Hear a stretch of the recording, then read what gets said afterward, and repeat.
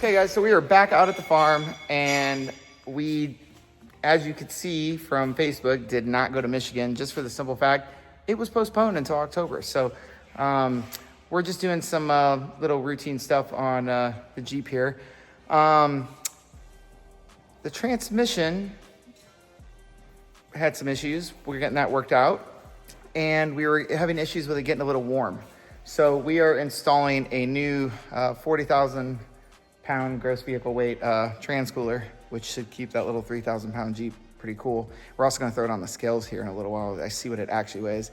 I guessed 3,100, and you guessed 2740.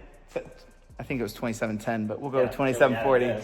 Yeah, and then we're adding some combine parts that we're mounting the trans cooler with. So we'll see how this goes. Stick around. Nick drew the short straw today. He's down there with the cutoff wheel, hacking away at what we gotta mount this new trans cooler. So as you know, this whole Jeep has pretty much Dolly Parton syndrome, which is 10 pounds of taters in a 5-pound sack. So we really were limited on where we could mount the trans cooler because the trans cooler is so large, and the underneath of this thing is already just filled to the brim with air systems, other coolers, inner heat exchanger cooler, pumps, all kinds of stuff. So we decided to make a mount that mounts it kind of up front at an angle in front of the axle. So let me show you what we got. So it's gonna be right down here. We made some brackets to hold it that are extremely strong, and it doesn't look bad. It's not that noticeable. Even looking at it from the front, the bumper kind of hides most of it, so hopefully this is going to keep the darn thing cool and we won't have any problems. Get a little hot there, bud? Yeah, a little hot one. A little hot one. All right, but yeah, so I think that's going to look really good down there and keep this thing nice and cool with as much fresh air as we can get. All right, guys, so we got the transmission cooler all mounted and everything. It really isn't the only place that we could really mount it and make it look somewhat decent to where it's actually functional, but I think it looks really good right there. Walking up to the Jeep, you don't really even notice it. I mean, it's just kind of blocked out by the bumper there, but we needed something to keep this trans cool because a cool transmission is a happy transmission, and hopefully one that lasts longer. Yeah, that'd be nice. So that's all done, and the next little project we work on, we will be keeping you updated. So this is Chad's twin turbo Lambo, which is just beautiful. Performante. Oh yeah. All right. And then we got a twin turbo C8 over here. No big deal. Then we have a twin turbo R8. And then we have my buddy Anthony that owns AGM Carbon. He does a lot of the Corvette, ZX14. He does a whole bunch of different carbon fiber stuff. And this car is just gorgeous. And then we come down here and we got another R8. Pretty sweet. Oh, Dodge Viper. And then we got this pile of crap right here, this old Army Jeep. That's just chilling right here. And then little Dodge Viper action. We got some bike action over there. But we're heading over to a car show. Should be a good time. I'll shoot some more video there and let you guys see some more stuff. So stick around. All right, guys, so me and Nick are at Hot Summer Nights in Bellefonte, Ohio. It's a huge cruise-in apparently they do every year that Mr. Nick used to live in this town and knew nothing about. So I don't know if you can see, but I mean, this is a massive thing. It is like all the downtown city blocks. They're all roped off and brought all the cars in. We came in on a long cruise-in. That was insanely hot. I don't know if you can tell we're sweating. Well, he's all covered up. Yeah, but it's hot. It's really hot. And then sitting in that tin can really intensified that. So we'll show you around the show as we go and show you any interesting cars that we might run across. So here are just absolutely gorgeous. But this was a cool little thing we found. We didn't even know that this was actually happening here. God, one of my favorite cars. I know I'm morbid as hell, but God, I really want to build one of these still someday. I think 1,000 horsepower hearse would just be great.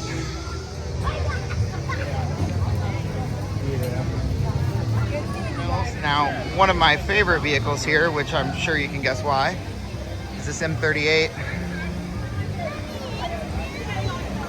This thing is beautiful.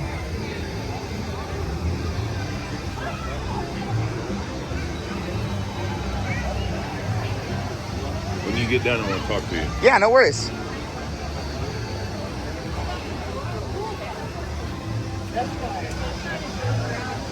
This thing is just amazing. It's hard to believe that our little Jeep looked something like this at some point. Underhood looks a little different now though. Some of the cars here are really gorgeous. I love that they do the whole downtown thing. It really reminds me of like the Springfield Mother Road Festival.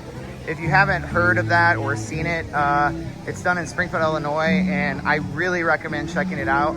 But there's some really cool stuff. We got this coupe up here with a big block in it. I looked at it earlier. This thing is gorgeous. I think it's bad that every car I look at, I just look if I could squeeze a LS with twin turbos in it. But it's a great little show. A lot of the guys are kind of leaving and stuff, but I wanted you guys to see some of the cars at the show. The ground, God, I love that Jeep. It's so cool. You know, I love how I did ours, or how we did ours. But man, let me tell you, the original ones are still so cool.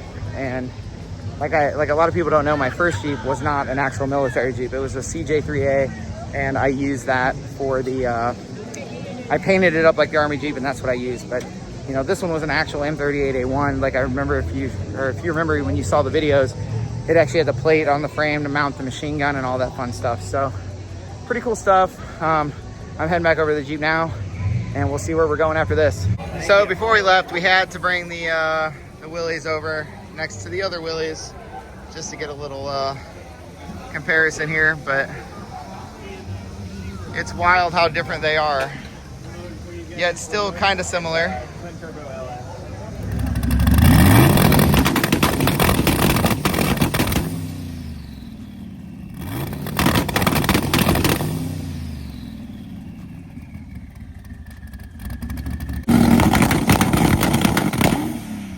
Alright guys, we are at the Pittsburgh Brewing Company in Pittsburgh, Pennsylvania for the Iron City Car Cruise, and it's an awesome show. There's a ton of cars here. We'll walk around and show you some of those later. But we're here with the Ellenbergers. Funny story, I am actually the inspiration that they had to build this Jeep right here. As you can see, it's got an LS in it. And he had asked me a bunch of questions about this when they were originally building it. And then they took me for a ride in that at LS Fest last year, and that's what gave me the motivation to turn around and build 2.0. So it's pretty cool to have them both together here, considering a year ago this one was just not even a thought yet. So we'll show you guys some cars here and stick around.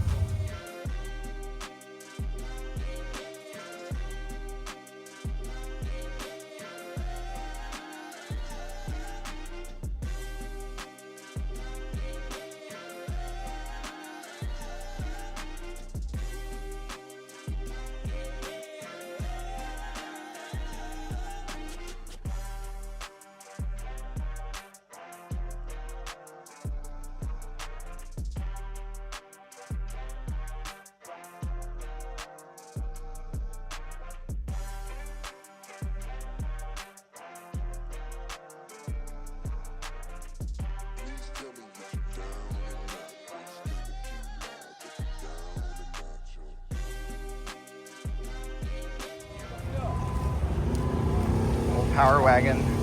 These things articulated in the middle, which is pretty freaking sweet. I don't know if you can see that, but it actually has like a center bearing that it pivoted around.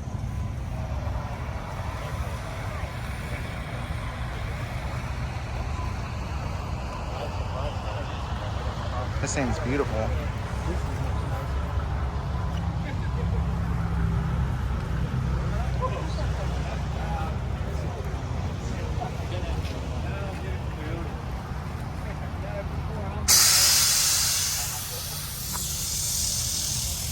Little flat 6 in there.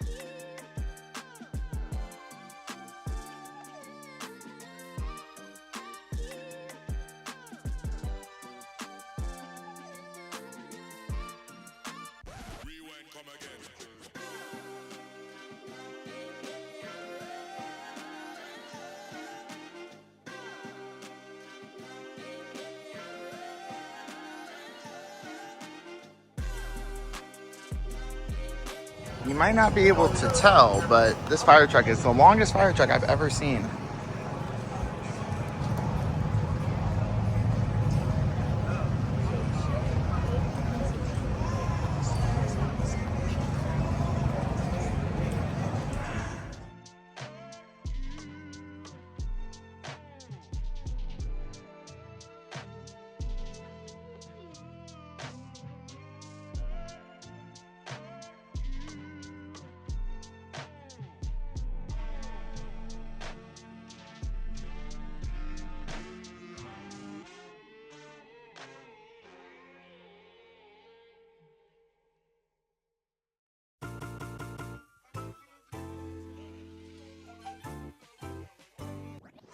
Switch it up.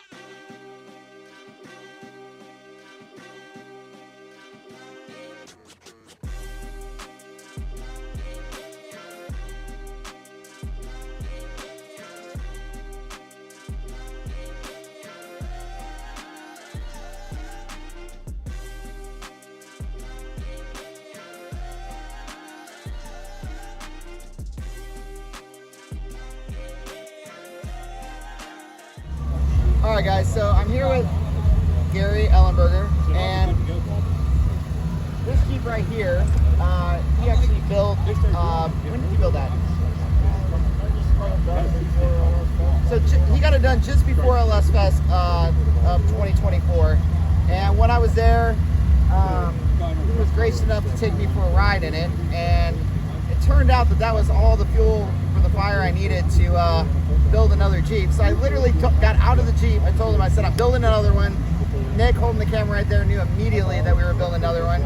And literally, I think it was the next week I found this Jeep, and then we started on that. But come over and take a look at this thing. It's actually really, really cool.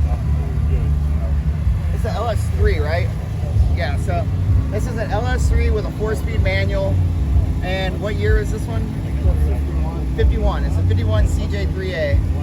And, you know, not a race car, still 4-wheel drive, still very functional as a Jeep, unlike this one.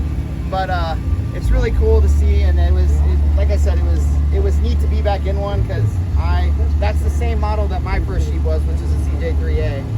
So it's really cool to be a part of it, and I know his son had asked me a few questions prior about how I did a couple things on my Jeep, and I had responded. So it was kind of neat to see the fruition of the questions he asked become a reality, and then from that one ride, this Jeep kind of sprung into reality. So it's just neat to see it come full circle and see them right next to each other. So just a little story I figured you guys would want to hear. Okay, guys, as you can see, it's very bright out here, but we're going to throw this on the scale here at the farm and see what this thing weighs. So what are you guys betting on? I bet you guys are thinking it's lighter than it is. So let's go in and zero out the scale. Okay, so the Jeep is on the scale. And it looks like, I don't know if you can see that, 3,050, 60 pounds. Kind of dancing in between there. 3,050 pounds is what the Jeep weighs. So me and Nick are out here at the farm. We're getting the trailer and truck ready for LS Fest, which is this coming weekend. We'll be leaving here Thursday. Today is Monday and Labor Day. The next video will pretty much be all LS Fest. So be sure to stick around, check that out. And from me and Nick here at Racing Randomness, thanks for following along on this video.